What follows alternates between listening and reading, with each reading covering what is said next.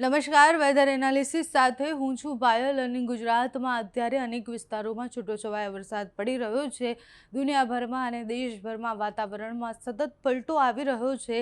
અત્યારે તો pre monsoon એક્ટિવિટીના ભાગરૂપે આપણા ગુજરાતમાં વરસાદ પડી રહ્યો છે। ચોમાસું પણ નજીક છે। હવામાન વિભાગ જે ઓફિશિયલ આગાહી કરે છે પ્રમાણે ગોવા સુધી ચોમાસું કોકણના પ્રદેશ સુધી પહોંચી ગયું છે। મહારાષ્ટ્રમાં 10 તારીખની આસપાસ એ પ્રવેશ કરશે અને 15 તારીખે ગુજરાતમાં પ્રવેશ કરશે।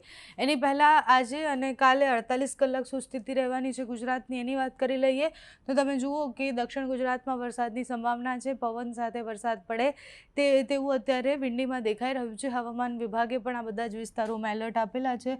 સૌરાષ્ટ્રમાં પણ વરસાદ પડી શકે, દરિયાકાંઠાના વિસ્તારમાં વરસાદ પડશે। ભાવનગરથી લઈને મધ્ય ગુજરાતના અમુક વિસ્તારોમાં પણ વરસાદ પડી શકે છે। મુંબઈથી જે દરિયાકાંઠાનો વિસ્તાર છે ત્યાંથી ટ્રફ ખેંચાઈને આવી રહ્યો છે અને એટલે જ એની અસરો તમને દેખાશે।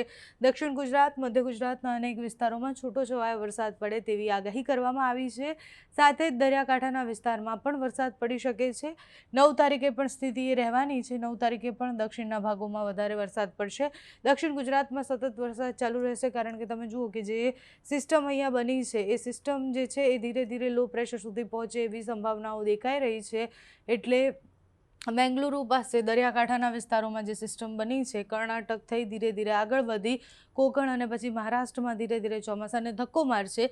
ચોમાસાને જ્યારે આ સિસ્ટમ ધક્કો મારશે ત્યારે મહારાષ્ટ્ર સુધી ચોમાસું પહોંચી જશે। એના પછી ત્યાં મોન્સૂન બ્રેક લાગે છે કે કેમ એ સિસ્ટમ ધીરે ધીરે ટ્રાવેલ કરી અને બંગાળની ખાડી તરફ જાય એવી સંભાવના છે। હૈદરાબાદથી આગળ વધે એવી સંભાવના છે। બાકી તમે જુઓ કે 10-11 તારીખની આસપાસ એ દક્ષિણના ભાગોમાં વધારે વરસાદ દેખાઈ રહ્યો હશે। દરિયાકાંઠાના આખા વિસ્તારોમાં વરસાદ છે એટલે દક્ષિણ ગુજરાત અને દરિયાકાંઠાના વિસ્તારમાં સતત પ્રી મોન્સૂન એક્ટિવિટી જ્યાં સુધી ચોમાસું ન આવે ત્યાં સુધી છૂટોછવાયો વરસાદ પડે તેવી આગાહી કરવામાં આવી છે। હવામાન વિભાગની આગાહી શું કહે છે તમે જુઓ કે આપણે સમજ્યા હતા કે આ રેડ લાઇન જે છે એ નોર્મલ ડેટ હોય છે કે જ્યારે ચોમાસું પ્રવેશી જાય એટલે એ ચોમાસું કયા જિલ્લામાં ક્યારે પ્રવેશશે, કયા રાજ્યમાં ક્યારે પ્રવેશશે એની વાત છે। અને બ્લુ લાઇન જે છે એ એકચ્યુઅલ ડેટ છે કે અત્યારે ચોમાસું ક્યાં પહોંચ્યું છે।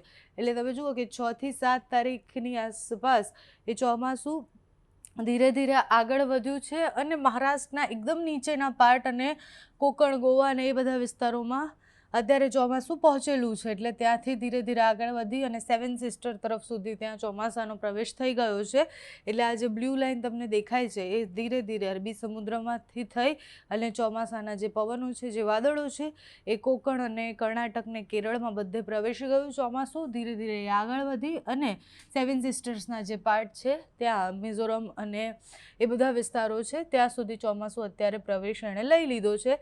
ધીરે ધીરે 10 તારીખે એ તારીખની અનુમાન છે કે 10 તારીખે મહારાષ્ટ્રના મધ્ય સુધી ચોમાસું પહોંચી જશે અને 15 તારીખ સુધી આખું મહારાષ્ટ્ર કવર કરી લેશે અને પછી ગુજરાતમાં 15 તારીખે દક્ષિણના ભાગોથી ચોમાસાની શરૂઆત થશે। 20 તારીખ સુધીમાં દરિયાકાંઠાનો વિસ્તાર એટલે કે સૌરાષ્ટ્રનો અને સાથે જ મધ્ય ગુજરાતના ભાગોને કવર કરશે 20 તારીખ સુધીમાં। 25 તારીખ અને 30 તારીખની વચ્ચે આખું ગુજરાત કવર થઈ જાય અને પછી પાકિસ્તાનમાં ચોમાસાની શરૂઆત થાય એવી સ્થિતિ છે। એટલે અત્યારે 15 થી 30 તારીખની વચ્ચે આખા ગુજરાતમાં ચોમાસું એ આગળ વધી જશે એવી આગાહી અત્યારે હવામાન વિભાગ દ્વારા કરવામાં આવી છે।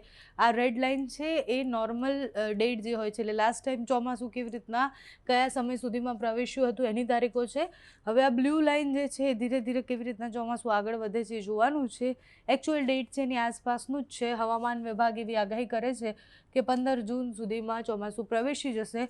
હવામાન નિષ્ણાંતોનું માનવું છે કે 15 જૂનમાં જ્યારે ચોમાસું પ્રવેશશે તો એ ભૂક્કા બોલાવે એવા વરસાદ સાથે પ્રવેશશે અને એટલે જ દક્ષિણ ગુજરાત અને દરિયાકાંઠાના વિસ્તારોમાં એક સાથે ચોમાસું પ્રવેશે તેવી સંભાવનાઓ છે।